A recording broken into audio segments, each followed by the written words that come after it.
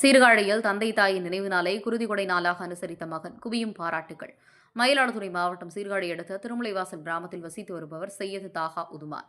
இவர் தனது தந்தை முகமது சுல்தான், தாய் உம்மல் பஜ்ரியா இவர்களின் முதலாம் ஆண்டு நினைவு நாளை அனைவரும் பயன்பெறும் வகையில் நடத்த வேண்டும் என்று முடிவெடுத்தார். இதனைத் தொடர்ந்து அப்துல் கலாம் இளையோர் விழிப்புணர்வு மையம் மற்றும் சீர்காழி அரசு மருத்துவமனை இணைந்து இரத்த தான முகாமாக நடத்தினர். எம் அமீம் தலைமையில் நடைபெற்ற விழாவில் தன்னார்வலர்கள், திருமலைவாசல் ஜமாத்தார்கள் உள்ளிட்ட 100க்கும் மேற்பட்டோர் குருதிகொடை வழங்கினர். இதில் 82வது முறையாக இரத்த தானம் செய்யும் அப்துல் கலாம் இளையோர் விழிப்புணர்வு மையம் நிறுவன தலைவரும் தேசிய முற்போக்கு திராவிட கழகத்தில் கொள்ளிடம் மேற்கு ஒன்றிய கழக செயலாளருமான முகமது நௌபர் அவர்களுக்கு நினைவு பரிசு வழங்கி சிறப்பிக்கப்பட்டது. இதில் சீர்காழி அரசு மருத்துவமனை தலைமை மருத்துவர் அருண் ராஜ்குமார், செவிலியர்கள் மற்றும் ஊழியர்கள் பங்கேற்றனர்.